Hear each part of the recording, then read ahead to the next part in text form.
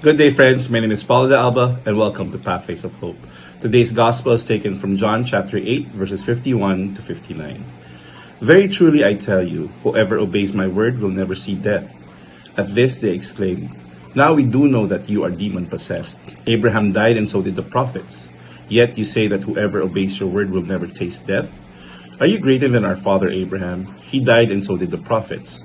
Who do you think you are? Jesus replied, If I glorify myself, my glory means nothing.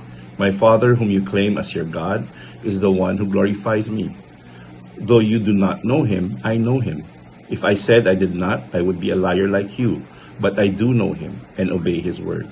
Your father Abraham rejoiced at the thought of seeing my day. He saw it and was glad. You are not yet 50 years old, they said to him, and you have seen Abraham? Very truly I tell you, Jesus answered, before Abraham was, I am. At this, they picked up stones to stone him, but Jesus hid himself, slipping away from the temple grounds. Have you ever experienced having a classmate when you were maybe in college and they propose a business proposal to you, something that he thinks would be very, very successful. He wants you to be part of it.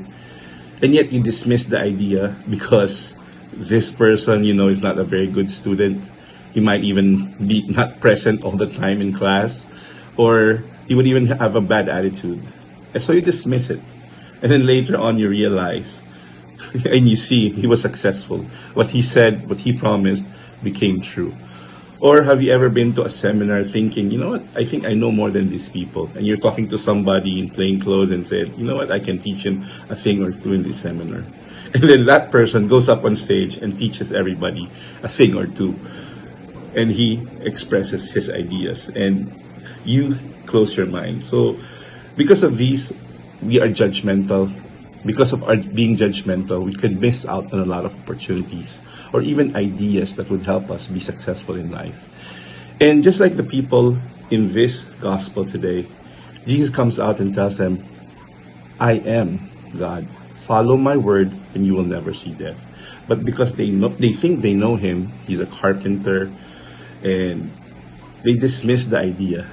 They doubted him. He keeps revealing who he is in the previous passages, telling them what to do in this life so that one day they could be with God in heaven. But yet they dismiss the idea because of being judgmental, just like us. I pray that during this Lent, may we open our hearts and our minds to really get to know Christ even more. Not just as Jesus Christ, but as God. May we get to know him even more. May God reveal more of himself to us. And in the same way, as we get to know him, may we have the passion to obey him, to obey his word. That we may experience him in this life, his love, his kingdom here, but also one day be with him in eternity. Even Jesus himself obeyed the word. The very first verse in this chapter says, Very truly I tell you, whoever obeys my word will never see death. And Jesus himself said, even upon telling the people that I am God, he also tells us, I obey his word. May we continue to get to know Christ during this Lent in our reflections. May we also continue to obey his word, that one day we'll be with him in eternity. That one day, when we come out of this Lent, we'll be transformed to be more and more like Christ. God bless you, and have a fruitful Lent.